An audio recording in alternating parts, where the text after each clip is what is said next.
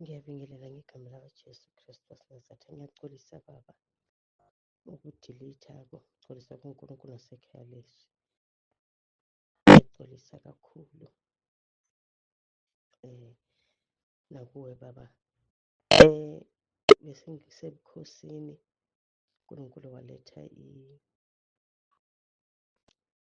izinto bengisicedile ezi-5 wasithatha wazibeka la emoyeni. Ngasho ukuthi uNkulunkulu uphendulile.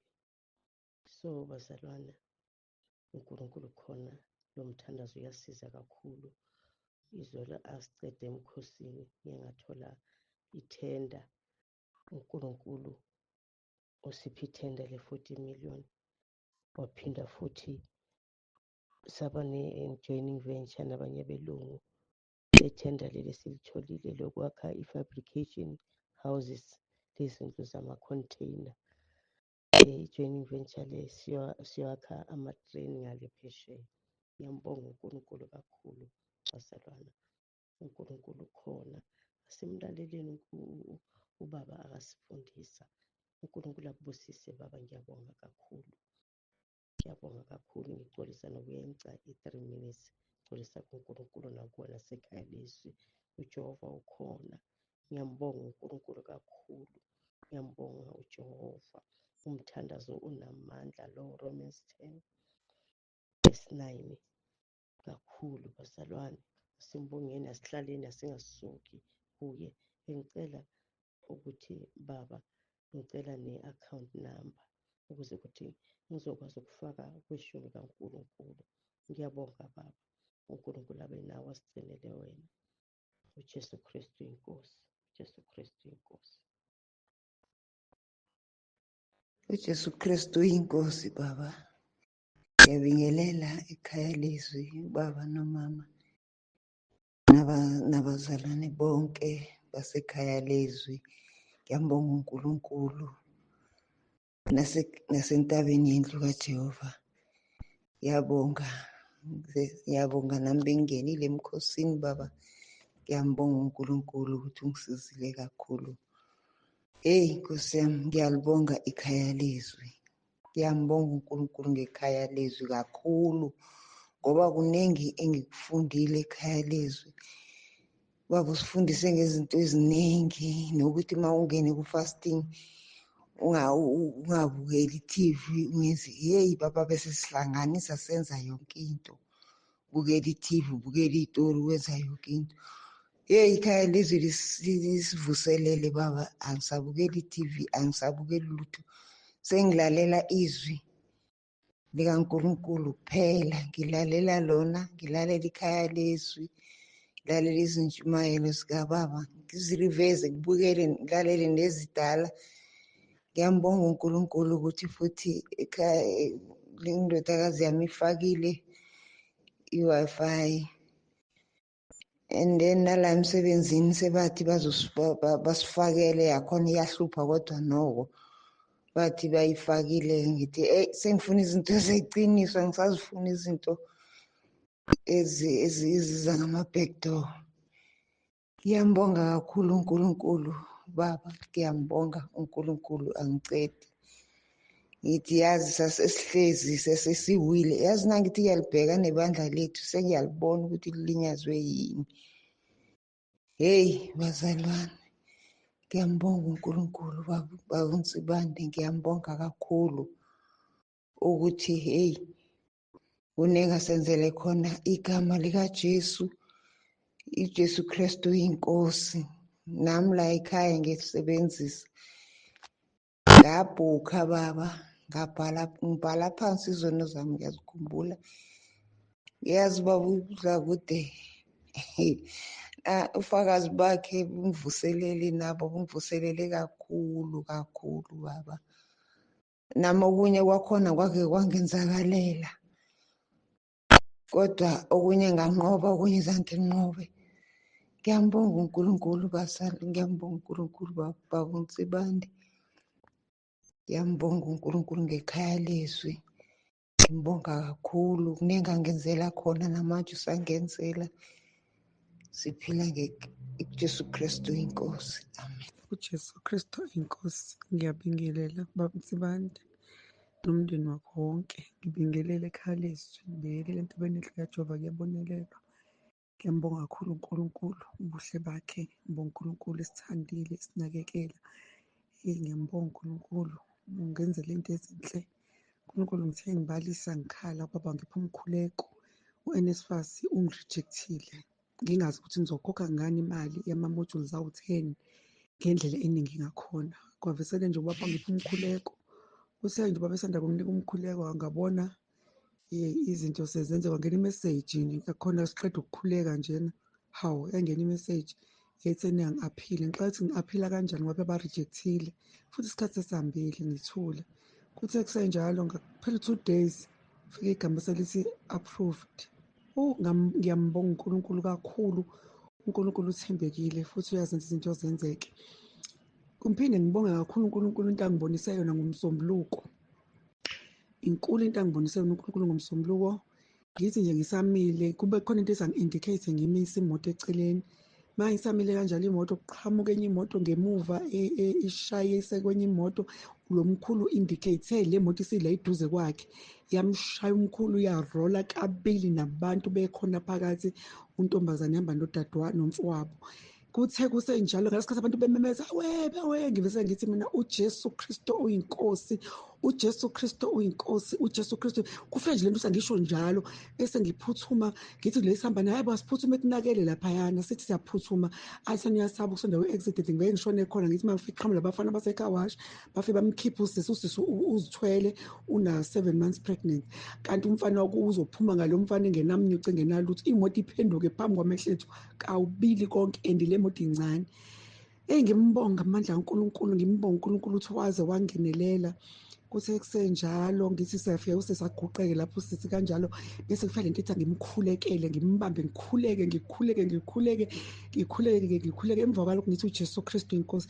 Bafika i-ambulance ngafonela i-ambulance ngafonela amaphoyisa kwashesha konke nje kwafika kwamsiza kwamfaka i-drip usizwe ngimshiya kanjalo. Ngathi-ke siyabonga uNkulunkulu ukuthi muhle usebenzile umsebenzi usesindile usisi. Nangempela bathi akalimele kakhulu. Hayi kukahle njena nengane futhi iyaphila ibanga nalutho njengoba ekwi-pregnancy ya 7 months. Ngiyambonga kakhulu uNkulunkulu ukungikhumbuza ukuthi yena ukhona la sihamba khona unathi ngezikhathi zonke. Leli gama lithi uJesu Kristu inkosi lenza izinto ezinkulu ngoba le ngozi ibingababulala imoto iphenduke ngakhona kodwa ngalimemeza baphume bephila. Ngiyambonga uNkulunkulu uJesu Kristu inkosi. Amen. Jesu Kristu uyinkosi. Ngithanda ukubingelela ekhaya lezwi. Ngithanda ukubingelela entabeni lukaJehova kuyabonelelwa. Ngibingelela abazalwane bonke. Ngibingelela nakuwe baba, nakuwe mama. Ngithi uJesu Kristu uyinkosi. Baba angithule ngoba uNkulunkulu angangenzeli lutho. Kuningi uNkulunkulu angenzela kona.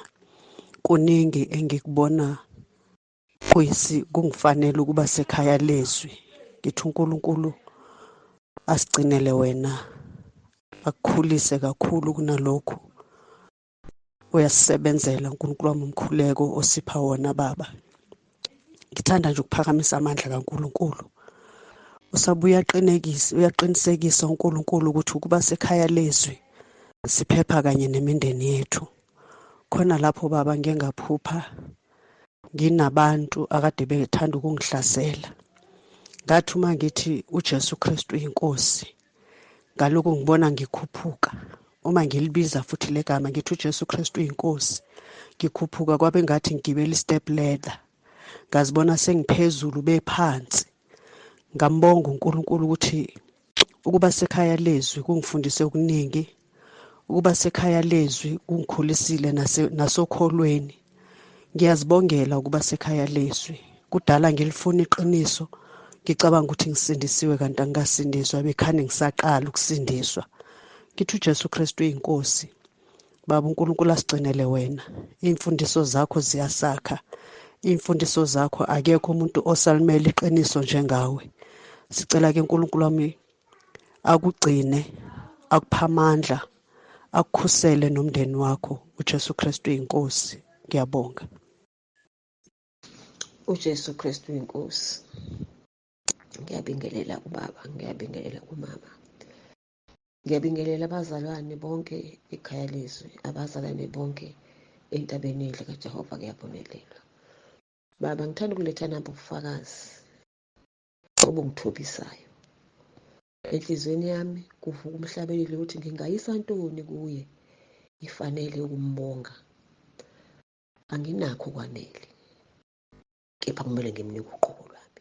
Ngisho njalo-ke nami ngithi Nkosi, thatha uqobo lwami baba. NgoMgqibelo sikuwumkhosi wensuku eziyishumi. NgoMgqibelo ngasemakhaya kade beye emcimbini, mase bebuya ntambama emcimbini abafowethu ababili nomfana kadadewethu. Bese bedlula komunye umuzi, athi omunye umfowethu ngisangena la khona engikuthathayo, bese kuthi umfowethu omunye asale nalowo mfana kadadewethu bemngaphandle. Lo mfowethu osele ngaphandle nalo kadadewethu akaphuzi, lo kadadewethu uyaphuza. Babesele ngaphandle bobabili, uyaqamba uyabheka lo umfowethu, hawu akasamboni umfana kadadewethu, hawu aphume lo ngaphakathi naye bambheke, bathi hayi bo, ngabe seqhubeke phambili. Bakhabuzele baqonde ekhaya, bayiphambili ekhaya, bethi hayi ngaba simfici ngani lutho. Babefika ekhaya bambheka, akekho. Badlule baye kababa omncane, mhlawumbe ufike wadlula waya khona. Babefika kababa omncane, akekho nakhona. Badlule baye komunye umuzi okunomcimbi khona, bethi bambheka khona. Bafika futhi kulo muzi, akekho.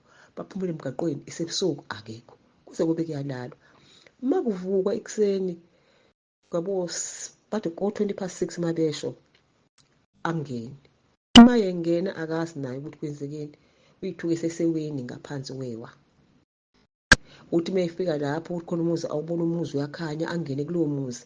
Athi uma engena ethi ucela indawo ukuthi bamlalise, kuqhamuka umfana akhuluma into angayizwa, ambrashe ikhanda, ukhuluma into angayizwa ukuthi umbrashe ikhanda, kube ngathi ungena ekamereni khona eyokhuluma naye. Abuye aphume ekamereni eze kuyena ambrashe ikhanda, abone ukuthi onakelela aphume. Bayephuma aphumele ngaphandle, athole ihlokozana alale. Mayelala kuze kuse phandle, akukho lutho, akambethe, uyabanda esebusika. Isimanga sikaNkulunkulu. Uyaphila kodwa hhayi ngiseklinika, hhayi angishophi, uyaphila. Emkhulekweni sinikezwe ekade sikhulekela kwikho imindeni yethu kwi-item yesithathu bekuthiwa ayivikeleke ezobisela. uNkulunkulu wenza umkhulu umsebenzi kwawami ama-item engi-edile. Bengu-edile umndeni wami ukuthi Nkosi ngiyacela nguwunikela kuwe, wazane nawe, wonke umndeni wami nguwunikela kuwe. Mase kwenzeka nje ngiyambheka uNkulunkulu enomusa omkhulu ngathi, esivikela kuko konke. Baba, uNkosi niqinise, animise njalo egameni likaJesu Kristu waseNazaretha. Sihlale kuye singasuki. uJesu Kristu inkosi. uJesu Kristu uyinkosi. Ngiyabingelela ekhaya lezwi, ngiyabingelela entabeni kaJehova, ngiyabonelelwa, ngiyabingelela kubaba uNsibande, ngiyabingelela kumama uNsibande. Ngithi uJesu Kristu uyinkosi. Ngiphakamisa ukumbonga kakhulu uNkulunkulu ngendlela emangalisayo. Ngibonga nje ukungena emkhosini ka-10 days. Ngiyaqala ngqa empilweni yami. Wazi wamuhle uNkulunkulu osentabeni kaJehova. Bazalwane, ngiyaqala ngqa. Bengibamba i-fasting ka-3 days, nayo futhi ephela ntambama, ngiyabreaka ntambama. Uthole ukuthi usuku lonke ngiyagula, ngidla amaphilisi o-grandpa, ngiphathwa yikhanda, nginako konke. Nkosi uJesu, ngiyabonga, ngiyamdumisa uNkulunkulu, ngiyamdumisa kakhulu ukuthi ngokulalela iy'mfundiso zasekhaya lezwi, nanokuthi kungenwa kanjani emkhosini. Kuthiwa kuphuzwa amanzi, kuphuzwa nje into engashubile. Bengiqala ngqa. Wazi wamuhle uNkulunkulu wasekhaya lezwi entabeni kaJehova. Ngizwe impilo yami noshintsho olumangalisayo. Ngiyambonga kakhulu uNkulunkulu, ngiyambonga, angiphezi. Ngiyambonga uNkulunkulu owangena kuMamzwane, okuyena owangifaka entabeni kaJehova. Ngithi uNkulunkulu akambusise, anibusise nonke uNkulunkulu. Muhle uNkulunkulu, kuningi okungakhayo. Bengithi ngihamba ngendlela e-right, kanti ngithi sekudukeni. Ngiyambonga kakhulu uNkulunkulu ukuthi asigcobele inceki yakhe uBaba uNsimande ensukwini zokugcina, ukuthi izolungisa iy'mpilo zethu, izosivula amehlo. Siyambonga uNkulunkulu, siyamnxusa ukuthi amgcine nomndeni wakhe egameni likaJesu. Ngithi uJesu Kristu uyinkosi, uJesu Kristu uyinkosi. Amen. uJesu Kristu uyinkosi. Ngiyakubingelela Baba uNtsebande noma uMtsebande nomndeni wonke egameni likaJesu Kristu. Ngithi uJesu Kristu uyinkosi. Angithathe leli thuba Baba ngibonge ukuba khona ekhayeni lezwi. Ngifuna ukuqala la Baba nginabo ubufakazi noma ngifuna ukufakazela igama elithi uJesu Kristu uyinkosi. Kodwa ngenxa yokuthi buzoba bude ubufakazi ngizobe ngibufake, but ngifuna ukubonga lokhu ukuthi inhliziyo yami yaba buhlungu ukuthi sekufike i-date yami yokuvuma izono kungabi yimpumelelo. Kodwa kwaba khona nokududuzeka, kwaba khona nje nokuphola ukuthi kwaba khona ukuthi no, angingakhathazeki ngoba izinto zikaNkulunkulu azifani nezethu. Kusho ukuthi Baba ukudidizeka kwale date kwakungelona lethu uhlelo uma ngingasho noma ngingabeka kanjalo. Ngishiso ukuthi manje izinto ezivelayo ebezicashile ngingayibhalile zivela nje manje, and nokuvela kwazo uMoya oNgcwele engikhumbuza ngibhala, at the same time kuqhamuka nezimpi, kakhulukazi nginomzukulu oyintombazane esihamba naye enkonzweni. Hawu, uyayaluza too much. Kuba kuhle, kube kuhle, kube kuhle, siyakhuleka umkhuleko waseRoma 10. Phinde kushintshe-ke ngabe sazi ukuthi ukwenzani, but-ke angifuni ukubheka kuyena, ngibheke mina lo engibika kuyena izinto. Sengiyabeka nje Baba ukuthi